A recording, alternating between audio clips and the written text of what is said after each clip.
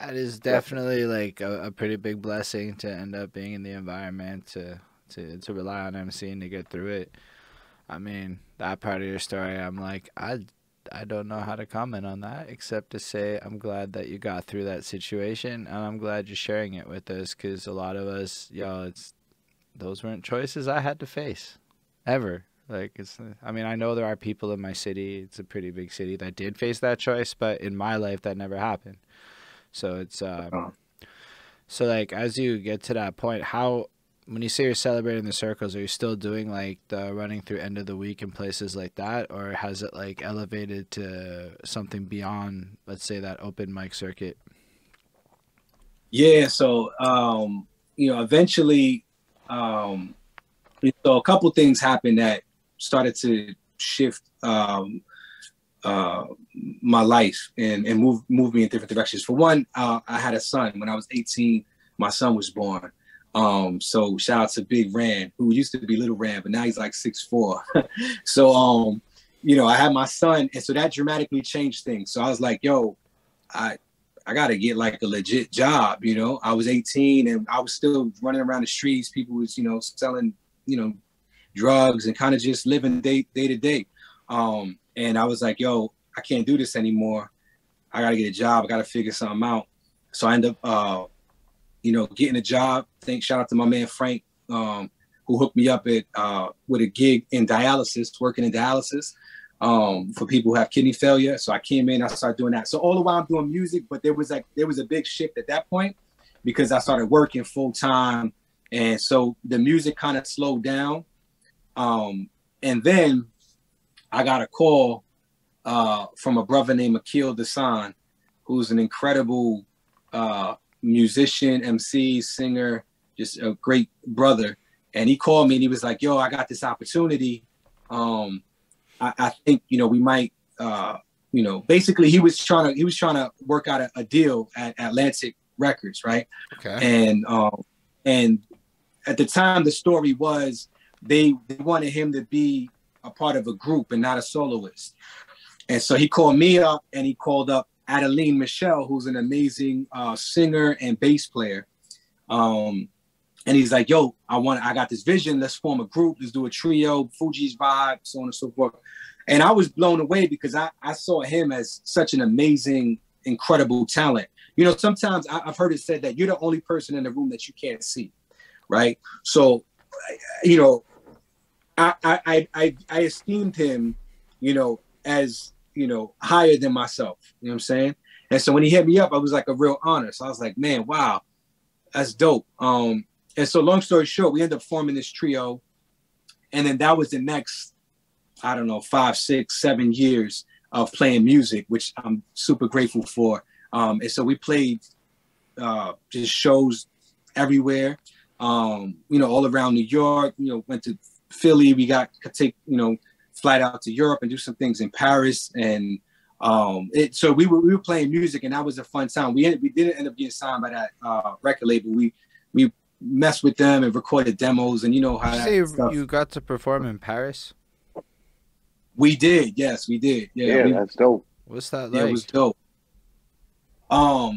It was incredible, and it was really like affirming for me. I remember standing under the Eiffel Tower at like 3 a.m. The lights were off because they cut them off. I didn't know they cut them off at a certain hour, but we got there and the lights were off. But I was like, yo, I just need a minute, and I went under there and I was by myself. And I told myself, I was like, yo, you're here because of your gift. Like, that's literally the only reason you're here is because of your gift to MC. And I held on to that, and I still hold on to that. Like, wow, like MCing literally brought me, here, whatever. So so we played a whole bunch of shows out there. It was phenomenal. It was a beautiful time. The group was amazing. Like I said, Akil and Adeline. And so we rocked for a couple years. And I learned a lot about MCing. All of these phases of my life were like different, almost grades in the school of MCing. Okay. So I was learning when I was young, and I was in a cypher, and I was doing all that stuff that I mentioned earlier, working with G-Bo, learning how to record. And then when I was working with this group, it was all about the live performance because they were musicians. And so we was hitting spots, and it was just a different vibe. And so I had to learn how to, connect with the crowd and how to play my role in a larger, a group. I wasn't a soloist anymore. And so I learned a lot from Akil and from Adeline. And then we used to play on the subway a lot. So we used to get on the subway and hustle and make a gang of money, just playing music. It was crazy. We used to call it the S train hustle because the S train, we used to play all the trains, but we played the S train a lot, which is the shuttle from Times Square, from the east side to the west side. And so it's literally just, one stop back and forth, right? It's the shuttle. And so we timed it. It was it's maybe it's a great train to like busk in. Hold on. Because so you're saying the like ride is on the short. train, like you're like riding on the train. on the moving train. And so every You stop. can do that in New York? Yeah. No, What you're the not. hell? I'm surprised you haven't seen the videos. We have so many viral videos. I mean, in I New York see City it, of, but like, performers. I don't really doing think about crazy it, shit. Like I just because it's one of those Yeah. things you don't. Anyway, I didn't. Yeah, so technically, if I'm not mistaken, if you're not amplified, it's okay as long as you're not bothering. But that could be, I've had officers come on and I would look at them like, school, and they'd be like, yeah, and we would rock. And then I've also got arrested on the train, so that's another story. But it's always case by case. Yeah, It's never like, all cops are cool. They're all gonna be never.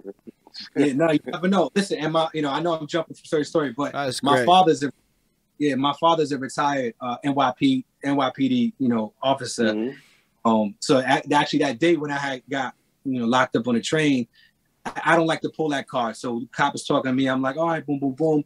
And then, he put the cuffs on me and I'm like, oh man. And then eventually it came out and he's like, oh, you should have told me, it's too late, blase, blase. But the shuttle train, you would have a new audience every minute and 15 seconds. So, and it was a full jam-packed cart. So you had a minute and 15 seconds to hit it, right? Collect bread, and then boom, a whole new crowd came on. So it was crazy. We would do 4 hours and make like, just a gang of money. And then that's like a touristy kind of area too. So you have people touristy, So you have a lot of business. And all you need is really like, in theory, you need just a really tight 2 minutes. Yeah, just tight. Yeah. The subway, maybe more than anything. I don't know if I could compare, but the subway, I think, really is where I learned the most about performing and engaging with people, because people ain't come on and rhyme. You know what I'm saying? Mm-hmm. People having a day, people going through different things, and so I learned, things like tone, things like expression, and how you let people know like it's cool, it's love, and then you know what I mean. It's a lot of unspoken, body language, things like that, and those are the things now that kind of naturally play out at shows, because on the subway, man, if you ain't got it, you in the wrong. Yeah, it's a great learning place. That's a great proving ground in New York City trains. That's actually you will get shut, especially for rap. Like you will get shut down. Like that's one of the least popular forms of entertainment on New York City trains, because there's probably 10 rappers sitting in every train car, Right. So there's a lot of judgment going down as soon as you start rapping. So like to be able to successfully, be able to like make some cheddar, it's a great place to like sharpen your knife and sharpen your skills. You did that for years.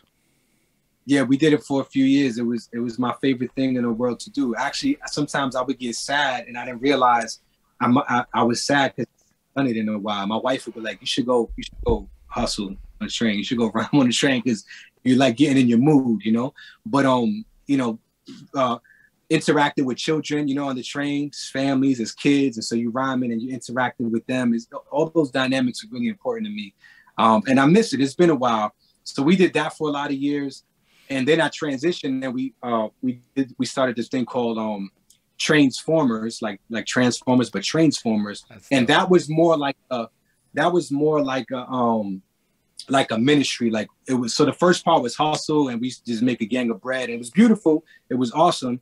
But the second part that I'm describing was more like we would bring sandwiches and give out food and water and pray with people and talk with people, you know, about what they was going through. And so that was a whole nother vibe. Like we would have full blown trains singing with us.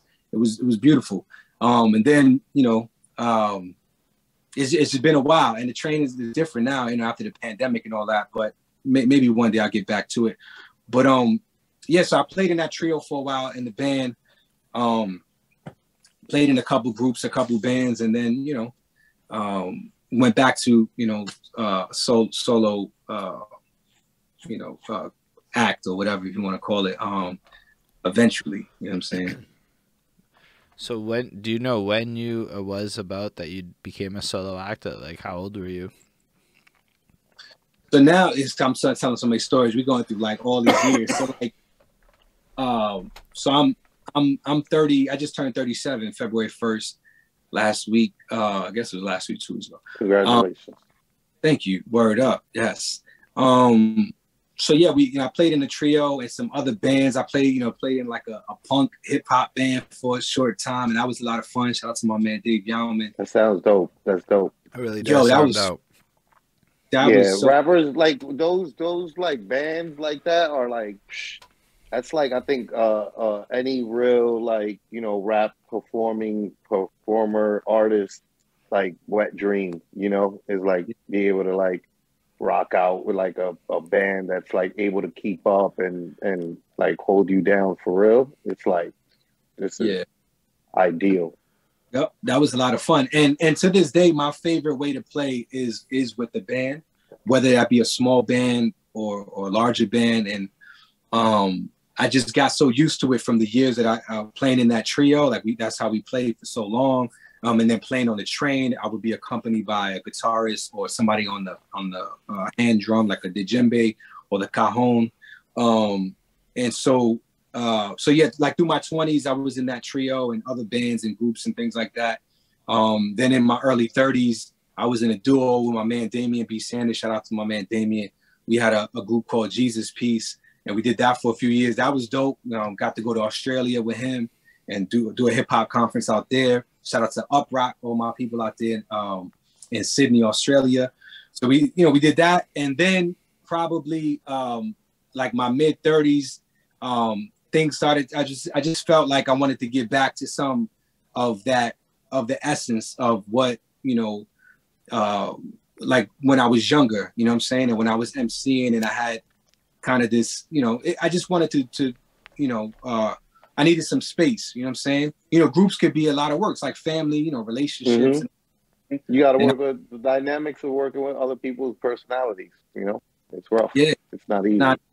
Most groups in hip-hop disband for that exact reason right there.